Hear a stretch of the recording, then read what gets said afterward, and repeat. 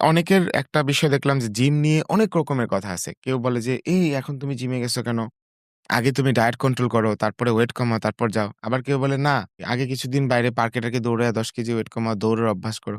মানে জিম নিয়েও অনেক রকমের কথাবার্তা শুনি এবং এই বডি নিয়ে অনেক রকমের মিথ তৈরি হয়ে আছে। মানে একেকজন একেকটা পার্ট YouTube এ দেখে বা কিছু দেখে। ফুল ভিডিও মনে হয় কেউই দেখে না এবং ওটা নিয়ে তার একটা ধারণা তৈরি হয় এবং কমেন্ট করে। মানে ডাক্তারির মতো। আচ্ছা, স্টার্টিং টা হলো কি যে ফেয়ার ফ্যাক্টর কোথায়? যে জিমে মনে করে যে যারা অনেক লিফটিং করে, অনেক ওয়েট-টোয়েট তোলে। তো ও মনে করে ডে 1 এ যাওয়ার পরেই ওর ঘাড়ে মনে হয় ৫০ কেজি ১০০ কেজি কেউ তুলে দিবে। মানে ঐখান থেকে তার ইনজুরি হয়ে যাবে, প্রবলেম হয়ে যাবে। এরকম একটা থিংকিং থেকে হচ্ছে ভয়টা এটা পায়। কি হয় না ছোটখাটো জিমগুলোতে হয় মনে হয় কিছু টুকটাক ভুল? আমি একজনকে চিনি যে আর্লি জিম করতে গেছে। আ ট্রেইনার কি ভালো ছিল কিনা জানি না বা সে নিজেও হয়তো একটু বেশি সাহস নিতে গেছে। তার কোমরে ব্যাক পেইন এর প্রবলেম শুরু হইছে পরপরই। ইয়াং ছেলে। আরো অনেক আগের কথা ৫-৭ বছর আগের কথা।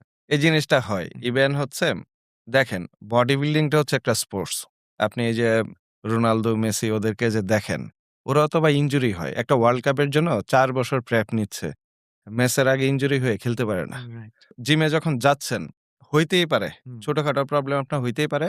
রিকভার করে আপনি ব্যাক করেন কিনা এটা হচ্ছে ম্যাটার। জি, জি। আপনি মাঠে থাকতেছেন কিনা এটা ম্যাটার।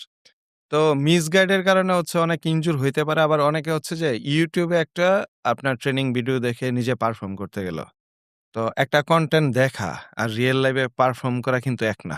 আপনি আপনার বডি পশ্চার, হ্যাঁ, আপনার স্পাইনের স্ট্রাকচার, নি অ্যালাইনমেন্ট এগুলা বা মেশিনের অ্যালাইনমেন্ট এগুলা প্রপার ঠিক করে একা, একা করতে পারবেন কিনা? এটার জন্য আপনার একটা এক্সপেরিয়েন্স দরকার। ওটা কি আপনার আছে?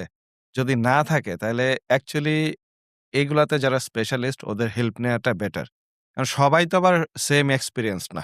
বাংলাদেশে যতগুলা ভার্সিটি আছে, স্কুল আছে, সব টিচার কি সিমিলার নলেজফুল? হুম, না। এটা তো তো নিশ্চিত। একেকজনের থেকে একেক ধরনের স্টুডেন্ট আসবে। এটাই সিম্পল।